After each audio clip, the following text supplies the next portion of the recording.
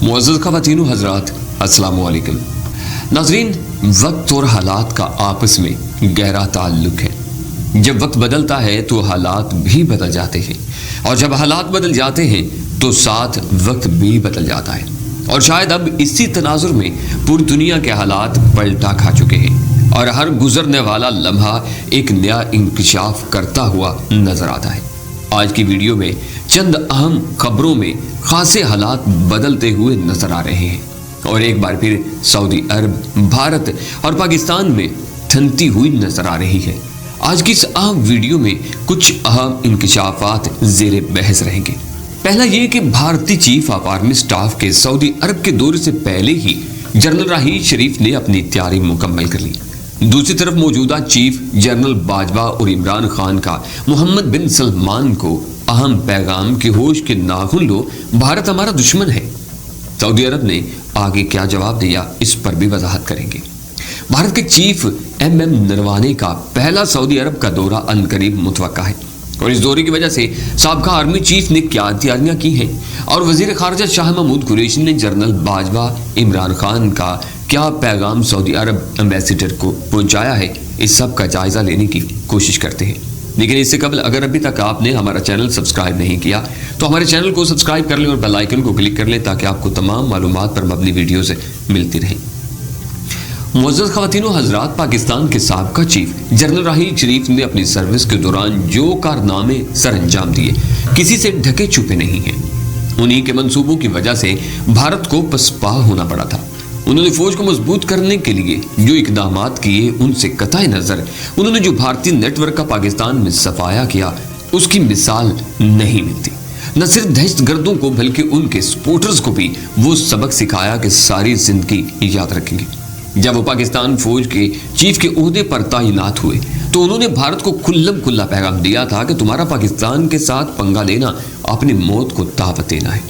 General राहील शरीफ ने मुल्क को ताकतवर बनाने और फौज में बेहतरी लाने के जो कारनामे सर अंजाम दिए वो भी काबिल फख्र है। उन्होंने कश्मीर के इशू पर भी जिस तरह आलमी बरादरी पर वाजे किया कि वो भी एक खास ही कारनामा नजर आता है। उन्होंने आलमी दुनिया को कहा कि वो भारत का जुल्म कश्मीरियों पर बर्दाश्त नहीं कर सकते और हो सके तो उन पर आवाज उठाएं और कश्मीरियों की आज़ादी के लिए इक़दाम करें। सऊदी दारुल हुकूमत में उन्होंने कहा था कि कश्मीर में होने वाले जुल्म और मुसलमानों की नस्ल कुशी के खिलाफ आलमी बरादरी बेदार हो और फौरी इक़दाम करे। उन्होंने अपनी फौज का मोराल बुलंद करते हुए कहा कि पाक फौज किसी भी हंगामी सूरत हाल से निपटने के लिए हर वक्त तैयार है।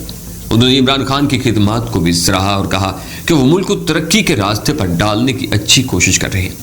जिस तरह मसला कश्मीर इमरान खान के दौर में उजागर किया गया, गुज़िश्ता 7 दहाइयों में इतना खुलकर सामने नहीं आया। उन्होंने हमेशा सऊदी पॉलिसियों की भारत नवाजी पर मजम्मत की है। दूसरी तरफ भारत ने जब देखा कि सऊदी अरब के ताल्लुकात पाकिस्तान के साथ कशीदगी की तरफ जा रहे हैं तो उसने यमन की जंग में सऊदी अरब की हमायत करने का इंदिया दे दिया है। इसीलिए भारतीय चीफ सऊदी अरब के दौरे पर जा रहे हैं, और भारत की कोशिश है कि पाक सऊदी ताल्लुकात मजीद बिगड़ जाएं और वो अपना मफाद हासिल कर सके, और पाकिस्तान को सफारती मैदान में जो कश्मीर की आज़ादी के लिए कामयाबी हासिल हो रही है उसे नाकाम करने की कोशिश कर रहा है।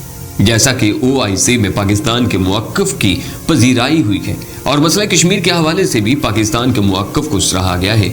वज़ीर ख़ारजा पाकिस्तान ने जनरल बाजवा और इमरान खान का एक वाज़े पैगाम लेकर सऊदी अरब के सफ़ीर से मिले, और सऊदी अरब के सफ़ीर को वो पैगाम दे दिया जिस पर सऊदी अरब की तरफ से भी उसका जवाब आ चुका है। सऊदी सफ़ीर ने मीडिया से गुफ्तगू करते हुए कहा कि 2 मुस्लिम ममालिक के दरमियान ताल्लुकात स्ट्रेटेजिकल नौइयत के हैं और उनमें बेहतरी की तवक्का की जा रही है। सऊदी सफ़ीर ने यह भी इम्कान जाहिर किया कि अनकरीब सऊदी अरब और पाकिस्तान की आला शख्सियात एक दूसरे के मुल्कों का दौरा करेंगी। उन्होंने मजीद कहा कि हुकूमती सतह तो एक तरफ सऊदी अरब के पाकिस्तान के साथ ताल्लुकात अवामी सतह पर भी बहुत मजबूत है। जब उनमें से पूछा गया कि क्या सऊदी अरब CPEC मंसूबे में शमूलियत का इरादा रखता है तो उन्होंने इस बारे में कहा कि गौर किया जा रहा है। पाक सऊदी सकाफती ताल्लुकात के बारे में जब पूछा गया तो उन्होंने कहा कि सऊदीया और पाकिस्तान के दरमियान पहले ही बहुत अच्छे ताल्लुकात हैं और एक दूसरे से भरपूर ताउन किया जा रहा है। उन्होंने इस अफवाह की भी तरदीद की कि सऊदी अरब अपनी वीज़ा पॉलिसी में कोई तब्दीली कर रहा है। حال ہی میں واپس بھیجے گئے پاکستانیوں کے بارے میں ایک سوال کے جواب میں سعودی سفیر نے کہا کہ صرف ان لوگوں کو واپس بھیجا گیا ہے جن کے پاس مکمل دستاویزات یا ویزا نہیں تھا۔